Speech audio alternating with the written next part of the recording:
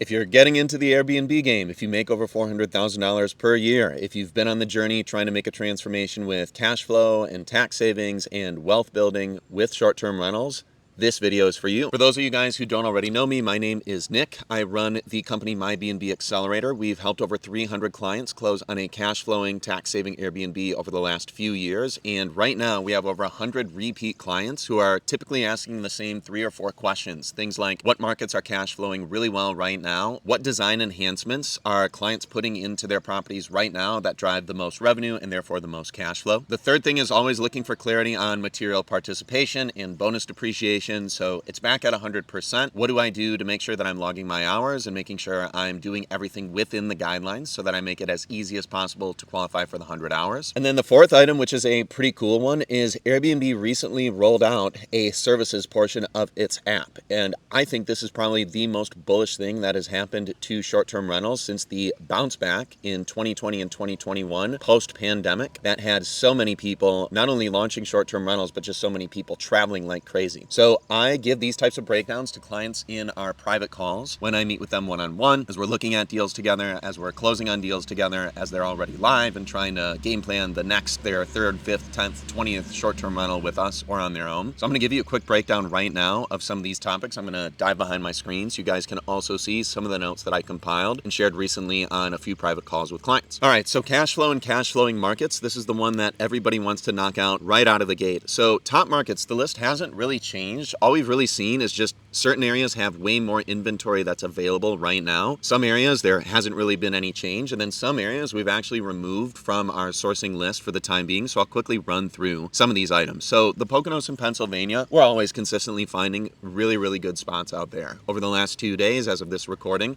I actually underwrote 3 or 4 different spots, and then we moved forward with all but 2 of them, which is a pretty good conversion rate for things that come across my desk. They've already gone through compliance audits, meaning we've literally reached out to a zoning department, confirmed that we can do this for commercial use, a licensing or a permitting department at whatever county level the jurisdiction holds. We always reach out and get a phone call done and then an email confirming. Always confirming, is a license or a permit required? What's the process look like for getting one right now in the next 1 to 2 weeks?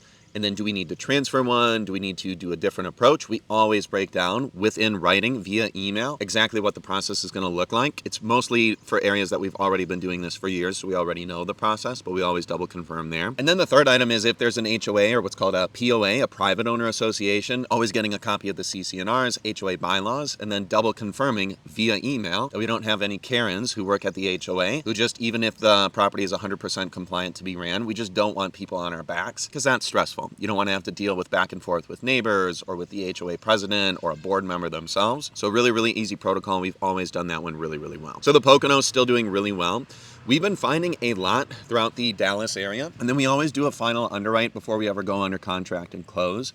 There are so many homes right now that are in the $400,000 to $600,000 purchase price range. They can gross in terms of income anywhere from like $75,000 to $110,000 per year, with cash on cash returns being over 15 to 20%, cash flow being anywhere from $12,000 to $15,000 on the low end, all the way up to like $20,000 to $35,000 for some of the homes that we've underwritten. And then we use a really strong competitive analysis approach to projecting income. So there's always a concentration of like 3 to 5 other homes that are very similar, almost identical builds, very similar level of amenities, and there are really strong income projections for those. In fact, this is probably the one area right now where I don't really find any homes within that competitive analysis setup that we do that indicates anything even has a chance of cash flowing negative.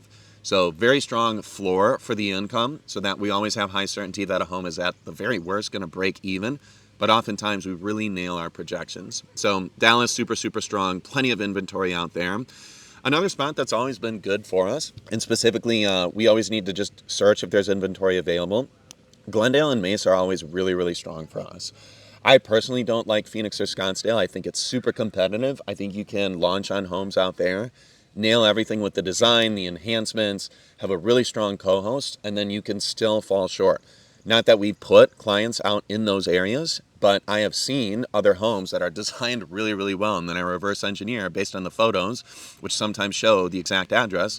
I see how much they purchased the home for. I can go on PropStream and see what their loan is, what their mortgage is. I can reverse engineer the balance that they have, the monthly payments that they make.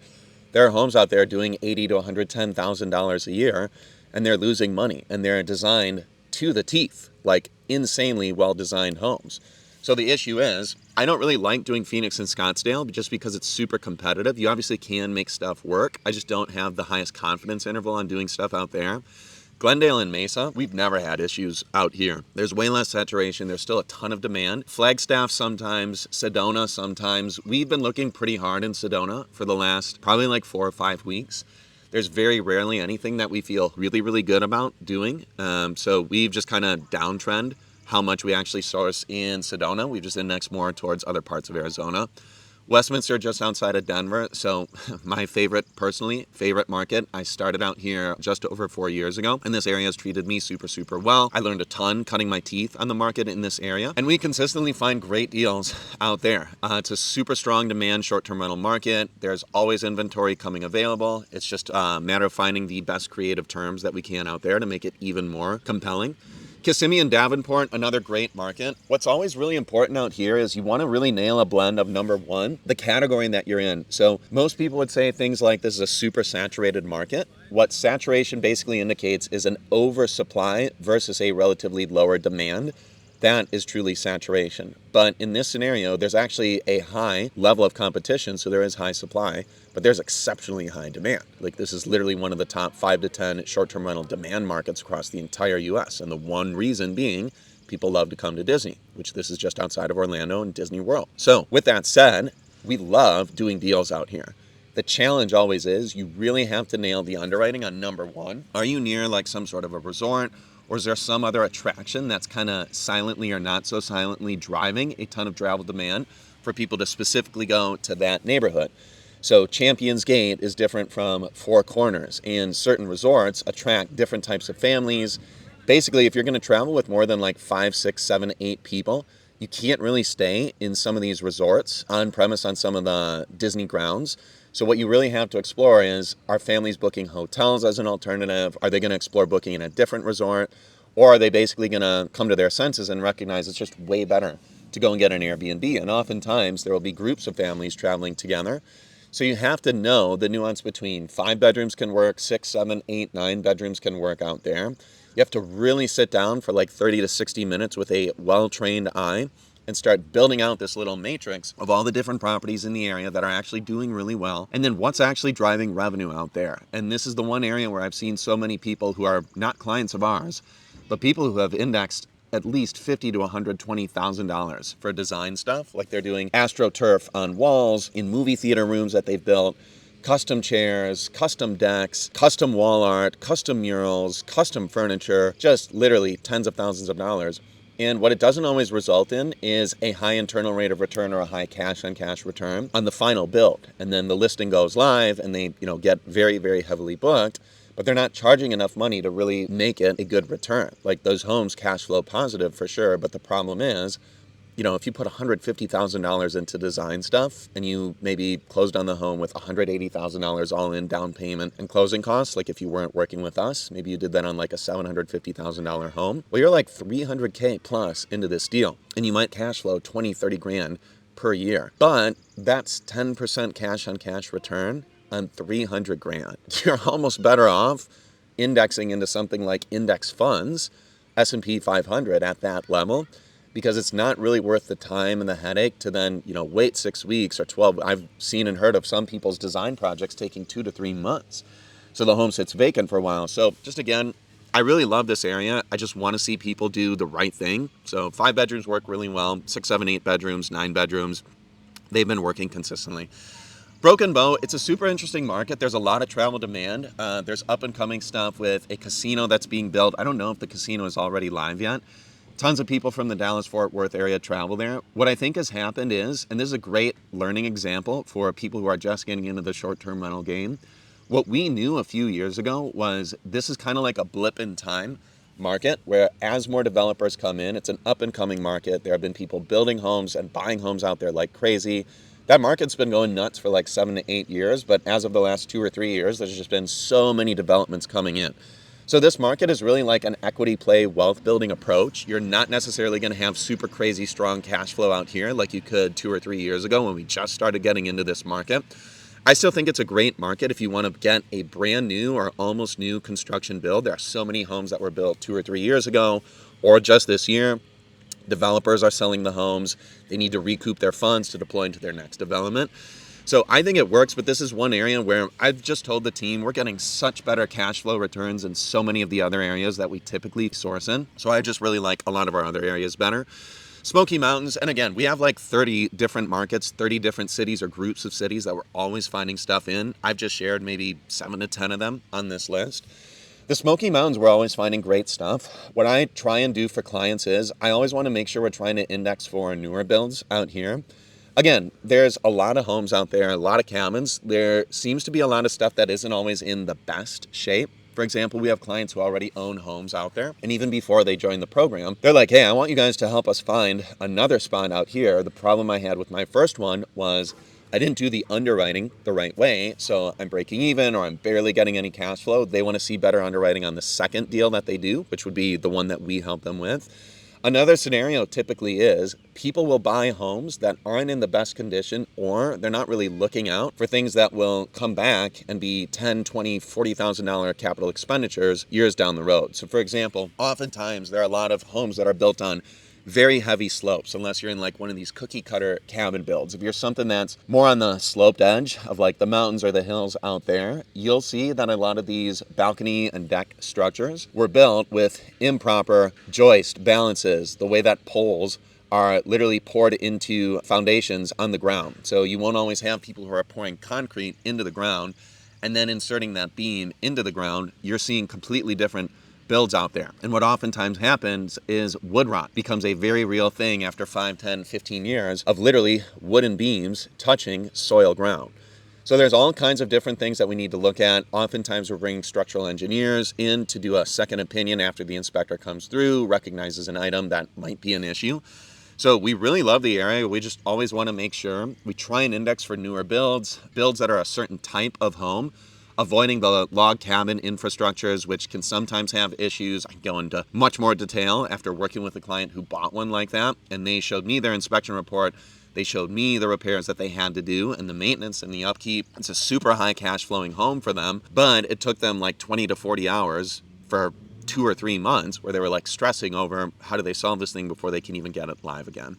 So that's the markets. No real crazy updates here. The next ones are going to be cash flow and design. All right, so cash flow and the design and enhancements. So a lot of listings have gone live for clients over the last 4, 5, 6 months since the beginning of the year. We had clients closing on homes in January, February, March, April, every single month, and then going live every month. And now we've got the trailing 6 months, 3 months, 90 days, 30 days of them being live.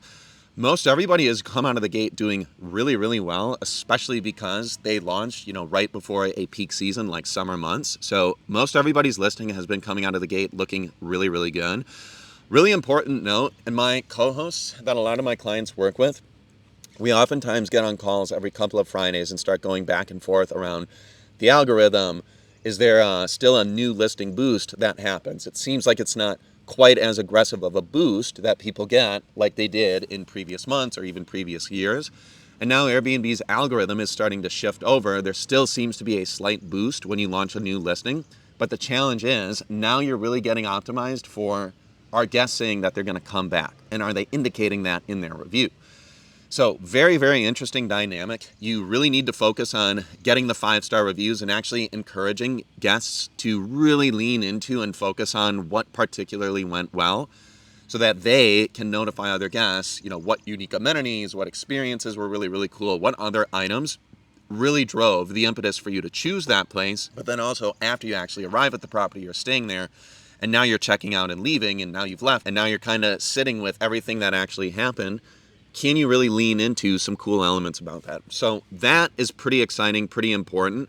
Airbnb's platform is expanding. I'm going to dive into that much later in this video. So I'll talk about the cool updates there. Guest communications, so planting the seed for getting more reviews. So one of the very first co-hosts that I ever worked with, this was the first property that I ever closed on purely by myself. Georgianne and the team do a really good job and have always done a really good job of kind of having these messaging automations that kind of plant the seed for guests to actually want to leave a review for us. And I've shown some of those messaging sequences to my other co-hosts that I've worked with and clients I've worked with throughout the years. So I really like the approach that she has. I like the approach a lot of my other co-hosts have. Always going to continue doing that. All right, the next section is all about finding the right comps. So doing competitive analysis and knowing with great certainty what other homes are actually grossing in the area. Knowing that you found the right homes to use as comps. So for example, yesterday I disqualified 2 homes. One was in the Poconos that I think could do no more than like $80,000 to $90,000 per year. And I looked through a list of like 10 to 12 other homes, and 3 of the top performers in that market were all doing anywhere between $140,000 to $270,000 per year. So that kind of skewed the rentalizer numbers. That kind of skewed the average number for average revenue across that submarket of those 12 homes. So at a first glance, if somebody were just using AirDNA on their own, plugging in their numbers, using the rentalizer, using the market and the submarket analysis tool, they would see something like, oh, this home can do 100, 110, 120, 130,000, no problem. Well, after a deeper underwrite, when you filter out data that doesn't really support what you're doing, so I would simple label as bad data, when you get rid of bad data and then you start really building out this like matrix of the other performing homes in the area, what they have, what they don't have, you'll quickly realize what a upper limit for a property's income really is based on your competition. So long-term rentals are like one of the easiest types of properties to underwrite and make income projections on because of how simple this process is. Multifamily is one of the most, if not the most complex type of property to do this on because it's very, very difficult. It's very nuanced. There are so many different variables that go into what other apartments charge for rent. So long-term rentals, it's really easy to see what you can get for rent. Multifamily is completely different. There are completely different determinants. There are upper and lower limits. There's net operating income that a apartment complex has that's based on its expenses as well. So there might have been capital expenditures where they put in a lot of work to replace cabinets, replace countertops, completely redesign floors, completely strip away or add in new amenities, new enhancements. And with short-term rentals, you're kind of in the middle of the degree of difficulty of underwriting both of those 2 property types. So with short-term rentals specifically, you've really got to know your comps and do some hardcore underwriting. Each property on average, if you're a super, super seasoned professional, like even my co-host teams, who oftentimes I'll pull people in just to make sure that I feel, good about their analysis, about my underwriting and the team's underwriting. If it's in an area where, they've managed homes like that and they know what the upper limit for income is, we always want to make sure you're just overdoing the underwriting and the analysis on this section. So, for example, Austin, Texas, we're finding all kinds of stuff, specifically on the higher purchase price end. So really larger group travel, luxury travel. So specifically really nice 4 or 5, sometimes 6 bedroom homes, anywhere from like 1.2 to 2.2 million in purchase price.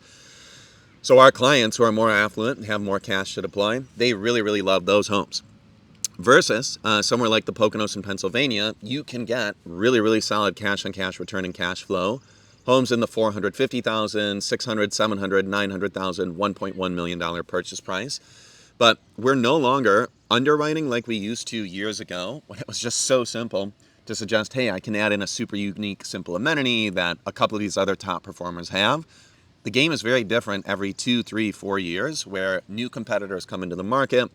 They're more competitive with the amenities, the design elements, the co-hosting strategies, the pricing dynamics that they have. So you always have to look at the market, understand what they've been doing in the last 12 months, understand if that market is growing, meaning there are more listings being added in, so more competition, or if the supply of competitors is actually shrinking, if more people are delisting their homes. So it's always really important to factor that in as well, and then really nail the revenue driving amenities based on the comps and what you should add in first. All right, so I love this topic. Basic design elements hasn't really changed over the last couple of years. Since I personally made mistakes 2.5, 3 years ago with homes 4 through 8 that I purchased with partners. From my first 4 homes, I was like, hey, everything I have is breaking even or cash flowing positive. It's because I'm in the right market and I have the right property types within them. So what I did for homes 4 through 8 was I was basically like, hey, I can model this whole process again. I can do it in an adjacent market to where I've already been buying. Fundamentally, the approach has been sound for me so far. But what I didn't know was that I had been doing a really good job of design with the first 4 homes that I picked up. And I didn't pick up that nuance when I did homes 4 through 8. So homes 4 through 8, I took over homes that were already existing as short-term rentals. Some of them had great design already, so I didn't need to do too much to improve those homes. But 2 homes in particular, I took over. And I could tell when I looked at the listings, and a guy who's now my partner came up to me and was like, hey, there's a guy who doesn't want to do these deals anymore. I need somebody to buy him out, basically. And I came in, I swooped in. They were great deals. I was getting walk-in equity, super low money down, tons of tax savings for me. It was a no-brainer at the time. Well, over the next 6 to 12 months, then I really started recognizing they weren't cash flowing as hard as I thought they would based on my underwriting. And then I looked through my little matrix of the main 3 things that I have now, which is right market, right property type within that market or a sub-market. And then the third thing was really, really leaning into the design. So, I've stepped on that landmine multiple times. It was literally 2 deals. Of those deals, number 5, 6, 7, and 8. 2 of them, I learned this the hard way. It was very difficult for me to recoup my energy, my time, and my focus to kind of organize 2 designers to go to those properties, to make enhancements, to do the accent walls, the design stuff, replacing some furniture, trying to find unique ways to make the backyard exceptional without breaking the bank. And at that time, almost 3 years ago, I didn't have a ton of cash on hand to deploy into the design stuff, into the amenities, into the enhancement, because at that stage, that was the most amount of real estate that I had done in a very short period of time. It was really like 9 months, and I didn't have any cash on hand. I didn't want to get credit. I didn't want to do 0% cards. So it was just very, very stressful to learn that process, but I went through it the hard way. I corrected. Now those properties do just fine. I haven't sold any of those. So take this, with a very, very heavy, not grain of salt, but like heavy duty consideration. Do not ever skip on the basic tier 1 designs. They're so easy to do. A general contractor who is competent with painting, is competent with literally bringing a saw to cut and measure, and then install, 3D wood panel walls. The lifts that you get on these things, and then also the super boutique accent wallpaper stuff is absolutely a game changer. There are a few websites that clients use now. Now I have clients who are literally doing like AI custom art. I forget, it's Midjourney is what they're using. They're just doing really cool like abstract designs, sending it over to that print shop for them to put it on the high fidelity wallpaper, and then you get a professional to come in, affix it to the wall, install it, let it settle, make sure everything is nice, smooth, no issues. It just looks crazy good. So do not skip the tier 1 basic stuff. And then tier 2 stuff. So my anecdote on this. I knew from a very early stage that Airbnb was a really experience-driven platform. So guests who are shopping around, they're searching for different stays to book for themselves, their family, their group travel, their friend travel, their bachelor party, whatever. I always recognized that the main reason they were doing this was because it's a better alternative to booking a hotel. So short-term rentals, specifically Airbnbs, VRBO, the other platforms where you can host a home, booking homes versus booking hotels, the main value add is, number 1, it's a better group experience because of intimacy, because you can all gather and congregate in the same area. You can kind of shut out the outside world, so you can let loose a little more. For example, you can let your kids run around the home without being concerned about guests meeting them in the hallways. You're not concerned about safety. Your privacy is there. You can be louder. You can play music so long as you're not bothering your guests. So the value add is who's going to provide the best experience once you basically have a guest or a group of guests who are recognizing they don't want to do hotels. They want an Airbnb. So now that they're in this category, what they're thinking and what they're looking at is, where are I and my family, or I and my friends, or us and our group of friends, girls, guys, mixed, whatever, where are we going to have the best time? So once you go beyond the basic like vibes of like, hey, did they actually put effort into this home? Does it look nicer? Does it look more modern? Does it look cleaner? Does it look more expensive? Does it feel better? The tier 2 stuff is like, hey, what are we actually going to use while we're there? What are we going to actually play? How are we going to enjoy? Where are we going to enjoy our time? So the tier 2 stuff is like, tier 1 stuff also include things like games, things like other backyard games, tools, toys, other basic amenities that are cheaper. The tier 2 stuff is stuff that's going to take more than like 2 to 4 days to solve. If it's something like a mini putting green, for example, that you want to add in, a landscaping team, depending upon the area, depending upon the size of the yard, depending upon their availability, depending upon supply and materials, which there isn't really much. It's literally just AstroTurf underneath the grass, or over the grass rather, that they replace. You basically know that you're going to have to budget 2 to 3 plus days for stuff like this. I have also learned the hard way, do not skip this stuff up front. So when you're in the pocket, meaning you have a ton of energy, you just closed on the home, this is now your baby. If it's your first short-term rental, you're highly focused, you're highly energized, you're highly committed. This is the stuff that you're going to be dialing in within 2, 3, 4 weeks post-close, so that you go live with the listing and you just crush it from out of the gate. So I spent a lot of time going over these, but you can also see that privately behind the scenes with clients. There's also the thing that I've really tried to drive home over the last 2.5, 3 years since I personally had that issue with, doing 2 of my homes, 5, 6, 7, and 8, that literally we're just not up to snuff in terms of design and in terms of enhancements. So can't stress this enough, but I think you get the gist. Okay, this is probably my favorite one. All right, so Airbnb has recently released the services portion of their app. And to me, this is awesome. I am super bullish on this. I think most hosts and even the co-hosts who manage people's properties are already starting to recognize the shift and the trend and what's actually going to happen over the next few months and years. Super bullish, let me explain. So in the world of tech, there's this obsession over the last 2 or 3 years with being a so-called everything app, which basically means some combination of vertical and horizontal integration, where applications like Twitter, for example, when Elon Musk wanted to take over Twitter, one of the things from, if you read his autobiography, from 15, 20 years ago, or is that biography? Whatever. From 10, 15, 20 years ago, the one by Ashley Vance. He basically, when he was co-founding PayPal with Peter Thiel, or the version of PayPal before it was PayPal X, which Elon wanted to call it, his vision was to basically have an all-in-one or an everything app where you could do banking, you could do peer-to-peer transactions, so sending money, receiving money, other transactions. It was basically an all-in-one app. And now this trend still exists. So as you see Elon and the Twitter team, or X team, now making efforts to add in different services or different solutions within their app. So Twitter is now not just the public town news center for notifications, news, and updates and trends.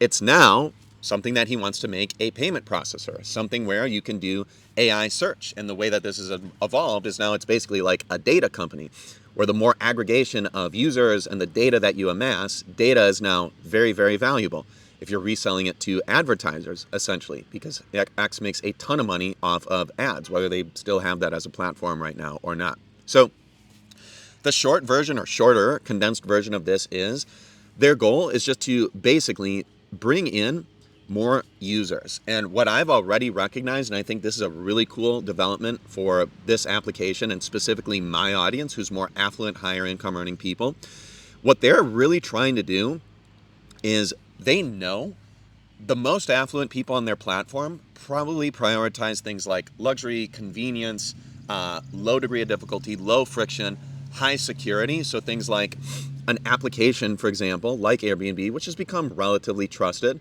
that they have compliance, that they have safety regulations, they have checks and balances, they have risk mitigation. So they audit the people who are using the platform as hosts, they audit the people who are using the platform as guests. They're not 100% perfect, but neither are hotels. Well, what I see is already happening as a trend is Airbnb is really just trying to prioritize adding in more affluent people who already travel, who already use services, but they're trying to bring all these parties together and make it even easier for people who are high income earners to, book a masseuse, book a chef, book a caterer for an event or for their stay, whatever. What that is going to do is it's going to catapult the amount of people who use the Airbnb app, because right now their target market is only people who travel, and specifically people who travel and want an alternative to hotel stays. Now, they've already got massive, insane market share. But what's crazy about what they're going to do right now is by adding in people who now their TAM, or their total addressable market, isn't just people who travel, it's people who use services. So specifically, things like people who hire contractors or vendors or one-person teams, like masseuses, for example, like chefs, like catering teams. I think these are probably going to be 3 of the first 5 to 15 categories where a lot of people adopt and start using this really, really quickly, either for stays that you're hosting for yourself and for friends, or people who will end up needing this as a solution when they're traveling abroad. So what I see with this approach and what I absolutely love about this shift is more users will come onto the app. And as a product of that, there's kind of this flywheel effect where you might be introducing millions and millions of new users who would never otherwise use Airbnb for short-term rental stays as a guest. But now if you build affinity with those people who spend 2, 3, 6 months using the tool for hiring local people for services or for events or for coordinating things, well, what's going to spiral and what snowball effect we'll see is those people will now start becoming users of the app as guests. So what Airbnb is really doing is, number one, they're creating more of an opportunity to generate users who will eventually be guests on the platform. And what they're also doing is essentially building a flywheel approach where co-hosts or the hosts of the properties are also going to make money off of being able to engage with services and service providers for the guests who are going to spend more. You as a host will make more because you'll probably have a scenario where you take a little bit of the cut just by offering services. And Airbnb as a platform will become more profitable and they'll have more capacity to just oversee this alignment process where they're launching this new service, they're launching this new component. They're definitely going to have some issues along the way, but long term, I see this as super, super bullish. And I think the hosts that start offering services right now nail the process, get really clear on improving it with their co-hosts, making sure there's compliance, there's good checks and balances. I think everybody is going to win, and I'm really sprinting with my co-hosts to just figure out how we can be first implementers, but also cautiously do this. Because I think over time, the people who dial in the experience, because now your 5-star reviews or your reviews that you're getting from guests, they're also going to talk about the people who are the third-party providers and give experience ratings based on their experience with them too. So a little bit of volatility. It's definitely, a new platform or a new app or a new set of services that is going live. So there's definitely going to be some hiccups along the way for the Airbnb app. There will definitely be some news stories where you hear about some service providers that have just started using the platform.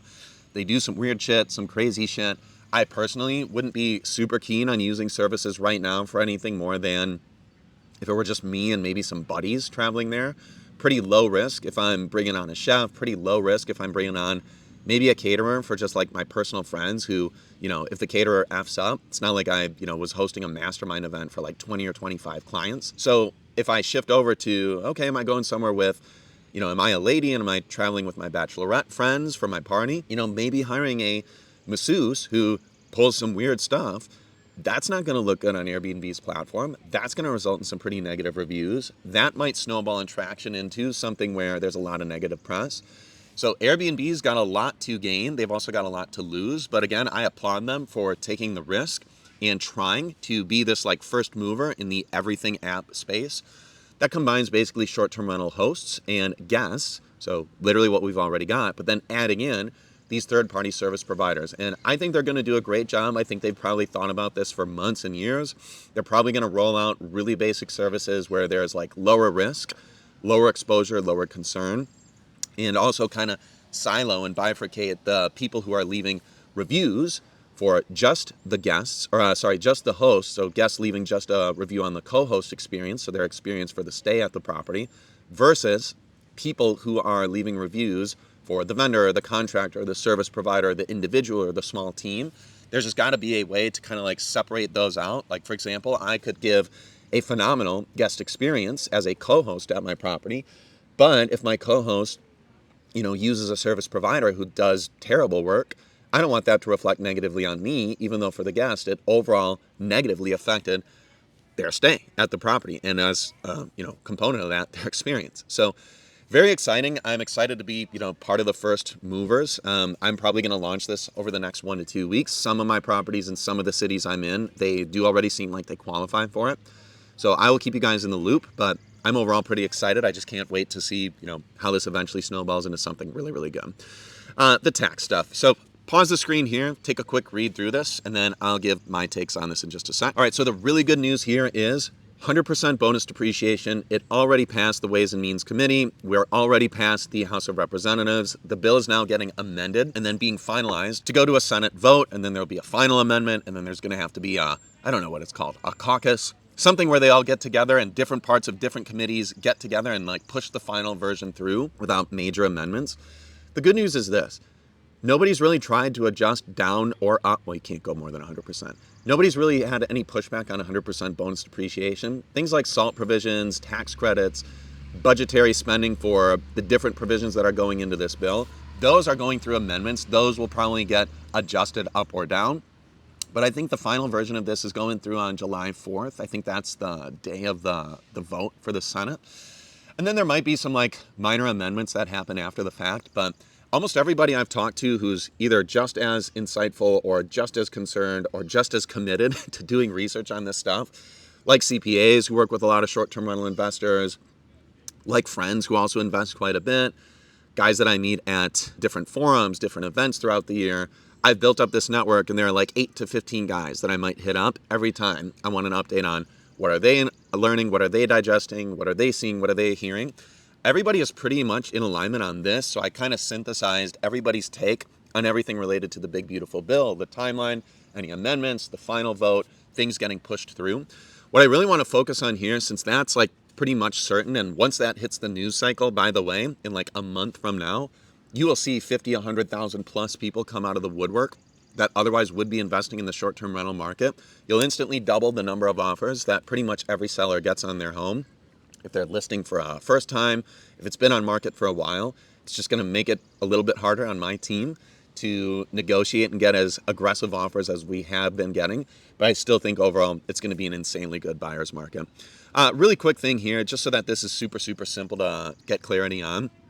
For material participation stuff, you're watching this video in June of 2025. If you're watching it in July, August, there are 5 or 6 months left on the year where you'll actually be live with the property. You're not really going to have any one person spend more than 60 to 80 hours over a 5 or 6 month period. If you had a general contractor who was doing like 3 months of renovations on the home, they might be there for 200, 300 hours. In that scenario, it'd be tough for you to qualify for the 100 hours of material participation to get bonus depreciation. You're overall good. I don't really think you're going to have issues getting a property, getting it live, and then comfortably logging over 100, 130, 150, 200 plus hours, especially if you have a spouse. You guys will probably front load your participation with a 2 to 3, 3 to 4 day weekend long visit to the property where you're actively participating for 8, 10, 12, 14 hours a day, whatever you guys accurately report and actually reflects your accurate time. You guys will easily log over 120, 150 hours, no problem. It's really going to be hard for any other one individual to log even more than like 60 to 80 hours over the course of like the next 4 to 5 months. Cleaning teams, they employ different individual members. It's very, very infrequent that any one individual spends more than 15 to 20 hours at one property and then, doing that every month for 5 to 6 months. Cleaning teams rotate, the individual team members within the teams rotate. So maybe 50, 60 hours from one individual from that team. And then for co-hosts, very infrequent that you're going to have anybody who spends more than 50, 60, 70 hours over a 6-month period, literally dedicating their time to only one listing. So the thing about team members at co-hosts, they're managing anywhere from 20, 30, 40, 50 listings every single month. When you think about the volume of hours, if somebody works, let's say 120 hours, what would be 160 hours a month? And let's say there are 5 people on a co-hosting team. That's 800 hours per month. Well, if they have 30 listings, let's say, of that 800 hours, they maybe, like all in, dedicate 50% of their time to running the listings. Like if you're a business owner, 50, 60, 70% of your time isn't actually focused on client communication, doing stuff for clients. It's like checking in with your team and keeping the boat afloat. So with co-hosts, and I've also asked people to produce projections of what they think and what they budget, everybody individually on their team, and who's the one individual who spends the most time on any one listing. Nobody really has even the capacity to spend more than 15 to 20 hours in a given month on average for just one person's listing. So I feel really good about sharing that if you're going live with a property and there's only 3, 4, 5, 6 months left on the year where it's being managed and cleaned by somebody else, you'd really have to, to even get close, you'd have to only log 100, 120 hours. But again, if you're front loading your participation, if you're doing 1 to 3 hours a week just by having the app on your phone, checking in on guest communications and kind of managing and overseeing the team who's basically managing your property for you, you're not going to talk to the cleaning teams at all, but you will talk to your co-host. You will oversee what they're doing, check in, and then slowly relinquish away. I think by the time you have 120, 150 hours comfortably logged, which you'll probably get in the first 2, 3 months of going live with the property.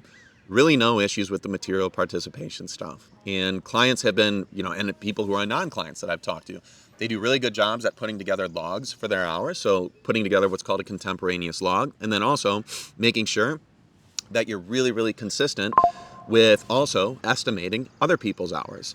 So just staying on top of this and doing a really, really good job, I think puts you in a great position. So that's it, guys. Like and subscribe if you guys aren't already following the channel. And then if you guys are interested, we literally do this for over 300 clients. We'll help you find and buy cash flowing, tax saving Airbnb.